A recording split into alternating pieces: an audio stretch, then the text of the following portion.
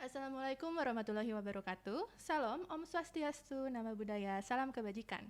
Hello Ahus people, good morning, afternoon, evening and night, wherever you are, and I hope you guys are doing well. Welcome to Aho Workshop Talk Series Episode 2. My name is Citra Juang Bratiwi and I will accompany you as the host for today's event. Halo semuanya, perkenalkan nama saya Citra Juang Pratiwi selaku host untuk podcast kali ini. Sebelum kita masuk lebih dalam, izinkan saya untuk menjelaskan mengenai AHE Talk ini. AHE Talk atau AHE Workshop Talk Series merupakan program kerja dari Divisi Public Relation UKM AHE Fapet Unpad. Di sini kita menghadirkan narasumber yang berpengalaman di bidangnya, membahas mengenai internasionalisasi dan juga sharing experience selama menjadi mahasiswa Fapet Unpad. Dan di sini kita sudah kedatangan dengan narasumber yang keren banget, yaitu Miss Eluzia Aloina Barus. Tepuk tangan dulu dong. Sebelumnya boleh Miss Eluzia untuk memperkenalkan diri kepada penonton. Pakai bahasa Indonesia atau Bebas, Miss. bebas? Ya. Oke. Halo semuanya, perkenalkan namaku Eluzia Aloina Barus. Aku dari Fakultas Peternakan angkatan 2017. Sekarang sedang menjalani S2 di Fapet Unpad juga. Saya sangat cinta Unpad. Begitu, angkatan 2000 masuknya sih tahun 2023, tapi angkatannya 2022. Gitu. Salam kenal semua. Yeah, nice to meet you, Miss Eluzia. Nice to meet you too, Citra. First of all, how are you today, Miss? Apa kabar sebelumnya? I'm doing great, and I'm very happy because I was invited. So Yeah. thank you so much. Sebelumnya aku juga makasih banyak karena Miss Eluzia sudah meluangkan waktunya untuk hadir di AHE Podcast kali ini gitu. Nah, mungkin untuk pertanyaan pemanasan nih Miss, aku mau nanyain pertanyaan yang sering banget dilontari untuk mahasiswa Fapet. Kenapa Miss Eluzia memutuskan untuk masuk ke dunia peternakan? Gitu. Oke. Pakai bahasa Indonesia aja ya kayaknya. Boleh. Oke. Sebenarnya mulanya itu karena ayah saya peternak gitu. Jadi ayah saya punya kandang ayam broiler di Sumedang, dan mungkin satu sisi saya ingin menyenangkan hati ayah saya gitu, dan saya juga suka hewan gitu. Dari kecil saya juga udah beternak ayam. Jadi akhirnya saya memutuskan untuk mendaftar di Fapet Unpad dan diterima. Jadi saya di sini sampai S2-nya pun masih di sini. Waktu pas masih maba ada nggak sih cultural shock sama budaya Fapet, Miss? Karena kan ospeknya tahu keras banget ya, Miss ya. Boleh diceritain dong pengalamannya. Ya. Sedikit konteks juga. Jadi saya selama SMP dan SMA saya homeschooling. Jadi ketika saya pertama kali datang ke Unpad, itu saya shock dengan melihat sebanyak itu manusia yang seumuran saya. Begitu, kayak ribuan. Itu sangat ya, Dunia baru jadi. Dunia baru begitu. Dan kalau untuk pelajarannya sih mirip dengan selama saya homeschooling, jadi tidak terlalu kaget. Nah, tapi yang membuat sebenarnya bukan kaget juga sih, tapi justru sebenarnya yang menyenangkan bagi saya adalah budaya peternakannya. Karena segalanya berhubungan dengan hewan, dan kita setiap tugas itu selalu dihubungkan dengan hewan, dan saya sangat suka hewan, jadi saya sangat senang dengan itu semua gitu. Praktikum Fapet tuh seru banget kalau menurut aku. Betul. Setuju banget. Masih ingat nggak mata kuliah favorit apa sih selama S1 gitu? Semua yang mengharuskan aku untuk bersentuhan dengan hewan langsung. Kayak jadi sapi potong, kambing, domba, ayam, pokoknya semua yang praktikumnya berhubungan dengan hewan aku sangat suka. Tapi aku juga suka genetik, dan aku juga suka fisiologi, biologi. Dulu aku juga asisten di biologi. Kirain fisiologi ternak. Bukan. Tidak begitu. Jadi ya pokoknya semua yang berhubungan dengan makhluk hidup aku sangat suka. Selama S1 ini experience apa yang sampai sekarang masih terkenang gitu, Miss? Wah, banyak. Apa ya yang paling berkesan? Mungkin berkenalan dengan orang-orangnya dan dosen-dosennya yang sangat membantu saya melalui masa-masa sulit, dan bahkan sampai saya ada di sini berkat bantuan banyak orang-orang yang saya kenal selama di Vapet. Keren banget, Miss. Lalu boleh tanya nggak, Miss, selama kuliah ini Miss tipe mahasiswa yang kayak apa sih? Kayak kuliah rapat gitu kan? Atau kuliah nangis gitu? Kalau kuliah rapat nangis ada? Ada banget. Gitu kayaknya. Ya, jadi dulu saya semester awal saya pikir saya harus mengejar nilai.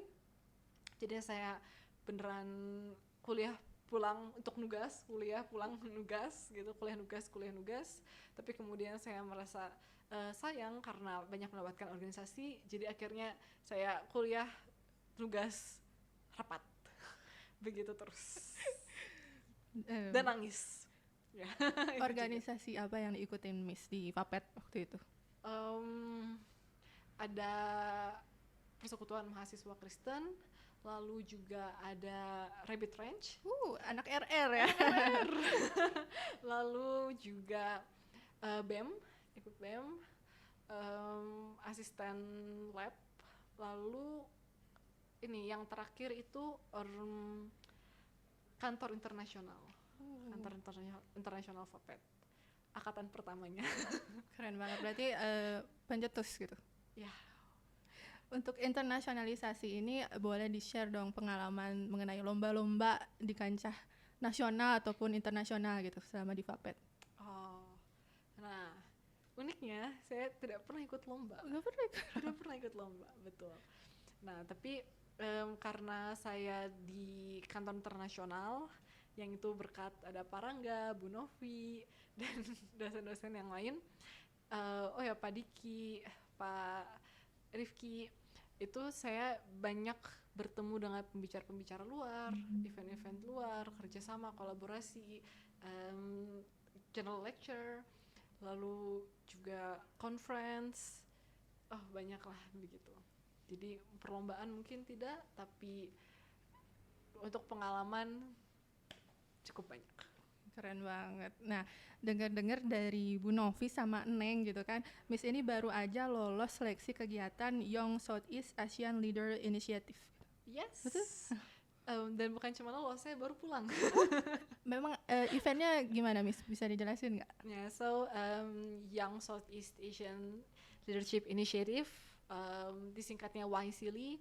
It's a program from the US Embassy to promote Southeast Asian young leaders to train their business, their entrepreneurship skills, their leadership skills in America. So it's like a 5 weeks program. In United States, there are 2 universities that work with this program. There's one in Austin, Texas, and one in Connecticut. Aku di University of Connecticut. Ya, dan di sana kami 5 minggu kami diajari tentang leadership skills, ya, entrepreneur, gimana mengembangkan bisnis, gimana mengatur tim, bagaimana banyak lah pokoknya. Dan juga kami diajak keliling Amerika juga, karena itu sebagai program dari embassy-nya ya, untuk memperkenalkan Amerika. Jadi kami belajar sejarah Amerika juga, dan surprisingly very fun. Surprisingly very interesting. Dan ya, diajak keliling-keliling ke kota-kota di Amerika yang lain juga. Keren banget. Untuk persiapannya apa aja sih yang harus disiapin? Untuk ikut program ini? Iya. Jadi sebelumnya saya ikut program ini karena diperkenalkan, disarankan oleh Yoka, ketua Yoka, ketua sebelumnya, begitu. Dan dia udah ikut program ini sebelumnya, jadi dia merekomendasikan saya untuk daftar. Dan saat saya dengar, saya pikir ini jujurnya gitu, saya mikir kayak, 5 minggu aku udah sibuk kuliah, aku sibuk kerja, aku sibuk ini, gimana aku ninggalkan semuanya untuk 5 minggu gitu. Dan terus Yoka bilang, ya tapi kalau misalnya udah bisnis plan, bisa bikin bisnis plan, dan kalau disubmit bisa dapet uang.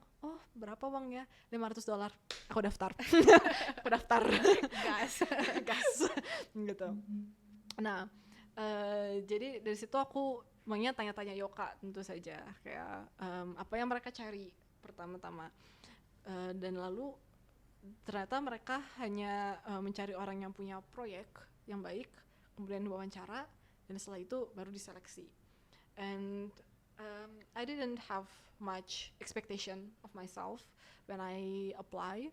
I just thought that I will prepare as honest as I can what I'm doing and what my project in the future. So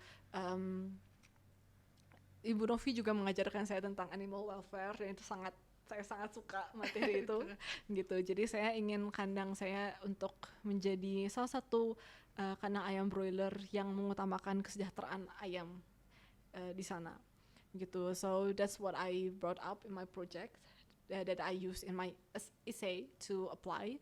And setelah itu ternyata saya diterima esainya dan kemudian wawancara.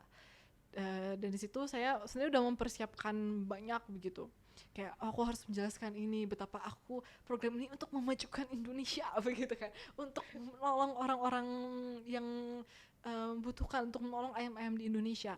Tapi pas sudah wawancara ternyata mereka santai banget begitu, kayak mereka cuma kayak ngajak ketawa-ketawa, terus mereka sebenarnya beneran pengen tahu jujurnya seperti apa. Dan akhirnya saya melupakan skrip saya dan kayak cerita aja apa adanya. Dan surprisingly justru apa yang tidak saya persiapkan itulah yang kata mereka ternyata yang mereka cari-cari begitu. Jadi saya langsung keterima gitu. Ada kejadian lucu nggak Miss selama 5 minggu itu gitu? Kan seru banget sih dengarnya ceritanya. Wah, kejadian lucu, so many. Harus mulai dari mana ya? Apa yang paling lucu ya? Wah, bingung. Mungkin yang terpikir adalah saya bergabung ikut main sama organisasi perkumpulan mahasiswa Indonesia, Malaysia, dan Singapura di UCON, di universitasnya. Dan setelah itu kita main games dan saya kalah. Dan hukumannya adalah saya harus makan 1 cabai hijau panjang begitu. Dan ketika saya tuh udah merasa, oh aku tuh orang Indonesia, aduh cabai Amerika itu gampang lah. Pasti ini. Terus jadi ya udah saya ambil dan saya beneran langsung makan 1 hap gitu. Terus setelah saya makan, nggak ada rasanya, nggak ada pedesnya gitu. Terus kayak udah bangga. Tapi kemudian 10 menit kemudian, 15 menit kemudian, itu udah sesak nafas, saya udah sampai pedes banget begitu. Kejadian lucu lain apa ya? Kalau lucu bingung sih, banyak soalnya, karena gimana ya, 26 anak muda dari Southeast Asians dikumpulin satu tempat, pasti setiap hari tuh lucu-lucu gitu. Ya. Jadi kayak bingung gimana memilihnya. Gitu. Nanti kalau aku pikiran aku ceritakan lagi. Boleh banget. Nah, ngomong-ngomong ya tentang yang tadi tuh summer course, di bulan Agustus kemarin juga summer course ini kan diadain ya Miss. Nah kebetulan aku panitianya Miss. Yeah, I was there. Dan juga sempat ngehubungin Miss Luzi, tapi baru ketemunya tuh sekarang gitu. Jadi first time banget gitu kan. Nice to meet you, Citra. Aku sempat lihat Instagramnya Miss Luzi ini. Dan katanya merupakan owner dari Camara Broiler Farm. Ya. Nah, gimana caranya Miss ngebagi waktu gitu kan? Ini lagi S2 juga gitu kan. Memanage farm itu gimana Miss bagi waktunya? Wah, itu berat. Karena memang berat. Bagaimana memanage waktunya, itulah keuntungannya punya karyawan sih sebenarnya. Tapi karena bisnis beda ya, bisnis dengan kerja karyawan begitu. Kalau kerja karyawan kan jelas, misalnya dari jam 9 sampai jam 5 sore. Betul. Gitu. Jadi kita bisa, itu udah nggak bisa diganggu, sisa waktunya kita bisa ngelakuin hal yang lain. Tapi sebagai pebisnis, waktu kita kelihatannya seperti lebih fleksibel, seperti lebih kosong. Tapi tidak, karena sebenarnya kita tidak ada waktu untuk beneran beristirahat gitu, karena setiap jam selalu berpikir. Jadi itu lebih ke kayak saya membuat jadwal jadwal pekerjaan saya di sekeliling jadwal kuliah saya. Jadi saya tentukan dulu jadwal kuliahnya bagaimana, lalu semua jam kosong itu saya khususkan untuk di kandang, karena kandang ayam itu ini ya 24 jam. Jadi apalagi broiler ya. Iya, jadi santai kayak saya yaudah saya urus kandang segala macam jam 12 malam tuh juga bisa gitu. Nah, setelah itu baru sisanya ada waktu-waktu yang fleksibel untuk dua-duanya. Keren banget. Terus aku waktu summer course kan lihat CV-nya Miss Elzia ya. Di situ katanya Miss pernah berpengalaman jadi translator. Oh iya. Itu gimana ceritanya sampai jadi translator, Miss? Sampai sekarang juga saya translator di jurnal ilmu ternak. Jadi kalau kalian masukin ke jurnal ilmu ternak itu mungkin iya, sering ketemu banget itu. mungkin ketemu itu jurnalnya, ketemu saya dulu. Ya dari mana mulainya? Dari mungkin karena saya cukup sering dikenal oleh dosen, dan mungkin dosen melihat nilai TOEFL saya bagus, jadi kayak oh ya kamu pasti bisa bahasa Inggris, jadi kamu translate ini, translate itu, atau kamu saya juga dapat kesempatan diundang, bukan diundang sih, dimintain tolong jadi translator untuk salah satu program dari Belanda, jadi kayak untuk translator pembicaranya di KPSBU ya. Itu juga mungkin karena emang sudah terbiasa ngobrol bahasa Inggris begitu. Itu dari kecil sudah terekspos dengan bahasa Inggris atau belajar secara berjalan gitu, Miss? Mulanya itu dari SD, karena sering mulai nonton Multivision TV global. Jadi tontonan saya itu bahasa Inggris dan tidak semua punya subtitle. Jadi kalau saya mau menonton suatu program ini, saya harus paham bahasanya begitu, tidak ada pilihan. Mungkin dari situ terbiasa dengar, terbiasa baca, jadi mulai membaik. Lalu saat saya SMP saya ikut les-les bahasa Inggris, dan kemudian waktu kuliah, waktu SMA dan kuliah, saya punya beberapa saudara yang tinggal di luar negeri dan mereka jadi tidak bisa bahasa Indonesia. Jadi saya harus bicara dengan mereka dengan bahasa Inggris. Itu membantu in communication, di speaking skills. Dan tapi mungkin sekarang yang yang terbesarnya saat saya mulai belajar IELTS, mulai beneran serius belajar IELTS gitu. Nah, untuk sedikit informasi nih, Miss, 2 semester kemarin ini di FAPET tuh udah mulai pakai kurikulum internasional. So I heard. Nah, untuk yang kena dampaknya itu one and only kelas aku, Miss. Nah, kebanyakan teman-teman ini kayak kaget karena belum punya skill bahasa Inggris yang mumpuni. Mungkin Miss bisa share tips and trick belajar bahasa Inggris gitu, Miss. Okay. Tips and trick. Maybe first, because we're talking about tips and trick for English, I'm gonna use English. Okay. So first, get used to language. Expose yourself to everything that's using that language. Set your phone with English settings. Search for anything in English, and then after that, this is kind of my trick, my personal trick. Think in English. Okay, don't use English just because you have to, but use English as the base for everything. So there's a difference when you speak English and when you think in English and then you speak it. Because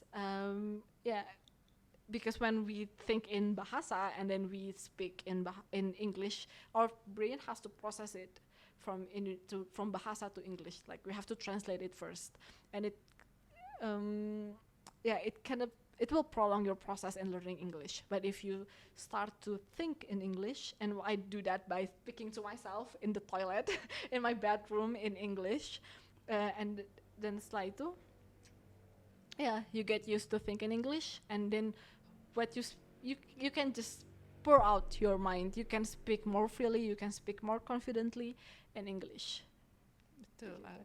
Kalau aku ngerasa lebih confident ngomong pakai bahasa Inggris gara-gara kelas inter kemarin. Yes. See? Yes. Cuman kalau aku sendiri lemahnya itu di grammar gitu, Miss. Gimana caranya biar jago grammar? Find a good book. Betul. It's very important to find a good book. Getting used to karena kalau misalnya di media sosial, kalau misalnya kita kayak hanya dalam conversation, in conversation we don't really care about grammar. As long as I understand you, you're fine. But if we read books, like the books they're edited well, so all the grammar's supposedly correct. And when you get used to read correct grammar, when you read something that it's with incorrect grammar, your brain instantly says something wrong with this text. And that's how and then when you relearn the formula for the grammar, it becomes easier for your brain to remember. Keren banget. Bakal aku terapin tipsnya.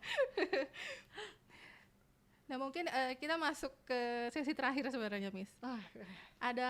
Apakah ada goals yang mau dicapai di tahun depan? Karena kan sekarang udah bulan November dan bentar lagi tahun baru gitu, Miss. Lulus. Lulus S2. Lulus, ya betul. Lulus S2. Setelah itu rencana ke depannya saya belum terpikir sih, tapi jelas saya akan melanjutkan di kandang dan mungkin lebih banyak menulis scientific articles dalam bahasa Inggris, mengejar Q, mengejar indeks, dan mungkin di beberapa tahun ke depan saya bisa dapat scholarship untuk S3. Semoga. Keren banget ya. Semoga ya, Miss, semoga tercapai. Terima kasih banyak. Sebenarnya ini pertanyaan tambahan dari aku. Bagaimana Miss memandang dunia peternakan di Indonesia? How about the vision in the future about our animal husbandry gitu? It depends on you. Nah, it depends on the animal husbandry students now. Jadi di dunia ini sedikit informasi. Jadi kan saya tadi ikut program Wisely dan itu uang yang keluar untuk program itu banyak sekali. Saya tahu harga tiket saya berapa, saya tahu harga sekali saya makan berapa, harga hotel saya berapa, dan untuk semua program jalan-jalan kami dibawa ke New York, ke Boston, ke Washington DC, dan saya tahu tuh saya akhirnya karena kepo gitu, saya cari tahu harganya berapa dan kayak wow, mahal sekali. Dan kami akhirnya bertanya ke mentor kami di sana, kenapa kalian mau keluarin uang sebanyak ini gitu untuk kami begitu. Dan mereka bilang karena di dunia sekarang the eyes of the world are on Southeast Asian gitu. Kayak mereka berdasarkan statistik mereka menduga bahwa dalam 20-30 tahun ke depan Asia Tenggara yang akan maju, bahkan mengalahkan mungkin Cina, mungkin Amerika, mungkin Korea begitu. Karena itu mereka rela mengeluarkan uang sebanyak itu untuk berinvestasi di Asia Tenggara begitu. Dan kenapa? Salah satunya adalah karena kita punya orang-orang muda gitu, seperti Citra, seperti saya, seperti kalian yang menonton gitu. Dan itu satu. Dan yang kedua, ntar saya akan hubungkan ada 2 poin, dan saya akan hubungkan keduanya nanti di akhir. Tapi yang poin kedua adalah kalian tahu kan kalau Kementerian Pertanian sedang ada dalam suatu masalah besar. Pernah dengar juga. Ada yang tahu masalahnya apa? Enggak, cuman headlines-nya kayaknya pernah baca. Masalahnya adalah karena milenial dan Gen Z tidak tertarik dengan pertanian atau peternakan. Dan kita, negara agraris, terancam tidak punya penerus dalam dunia peternakan dan pertanian. dan apa yang akan terjadi kalau misalnya dan sebenarnya itu adalah salah satu, ini yang mungkin orang tidak terlalu pahami ya, tapi peternakan, pertanian itu adalah salah satu sumbangan GDP yang besar bagi Indonesia dan salah satu sumber daya yang tidak semua negara bisa miliki, begitu. Dan apa yang terjadi kalau misalnya tidak ada orang yang melanjutkan, dan bukannya melanjutkan tapi memberikan inovasi yang baru di bidang ini, memberikan terobosan baru, mengembangkan bidang ini, begitu. Apa yang terjadi, kita akan kehilangan sumber daya itu. Dan apa yang terjadi kalau kita kehilangan sumber daya itu, maka seluruh dunia yang matanya terpaku pada Asia Tenggara akan melihat bahwa kita menyanyiakan sumber daya yang mereka incar, yang begitu mereka rela mengeluarkan berapa juta US dollar itu untuk kita, hanya karena kita anak mudanya yang harusnya meneruskannya tidak mau meneruskannya karena entah mungkin kelihatan kurang keren, mungkin pikirnya kurang banyak uang, begitu. Tidak seperti pekerjaan-pekerjaan keren di media sosial, begitu. Dan karena kesalahpahaman itu, peremehan kita akan bidang peternakan dan pertanian, itulah yang mungkin membuat kalau misalnya situasi ini tetap berlanjut, maka menurut saya kelam. Tapi kalau misalnya anak muda masa peternakan sekarang beneran memahami bahwa ini satu bidang yang harus diperjuangkan, yang merupakan tanggung jawab kita begitu untuk memperjuangkannya, maka saya sangat optimis. Jadi kembali lagi ke up to you. Kayak slogan Vapet bangga. Iya, betul. Harus tentunya harus bangga ya. Harus bangga. Peternakan. Betul. Nah, sebagai penutup nih Miss, boleh dong kasih closing statement dan juga kesannya untuk hari ini dan juga pesan-pesan buat para penonton, terutama untuk member AHE gitu. Oh, oke. Untuk member AHE, meskipun aku bukan AHE, tapi aku sangat dekat dengan orang-orang AHE, entah kenapa. Gitu. So, untuk semua penonton mungkin AHE dulu. There's something life-changing with learning English. Gitu. English is not the goal, English is the tool. Ada pengetahuan yang tidak bisa kamu capai tanpa kamu belajar bahasa Inggris. Ada orang luar biasa yang mengubahkan hidupmu yang gak akan bisa kamu temui kalau kamu tidak bisa bahasa Inggris. Ada kesempatan hidupmu bisa berubah 180 derajat, tapi itu hanya bisa dicapai kalau misalnya kamu bisa bahasa Inggris. Begitu. Jadi learning English is not the goal. Learning English is like learning how to use computer. It's learning how to use tools that will ease your life and in the future. Begitu. So learn English. Dan untuk semua penonton, perjuangkanlah peternakan Indonesia, pertanian Indonesia. Bangun hubungan internasional, bangun networking. Dan yang terakhir, keep dreaming and achieve it. Keren banget. Terima kasih kepada Miss Elzia tentunya, dan juga terima kasih kepada para penonton dan juga teman-teman semuanya. Saya selaku Citra Juang Pratiwi, selaku host untuk hari ini, pamit undur diri dan sampai jumpa di acara AHE Podcast episode selanjutnya. Bye-bye.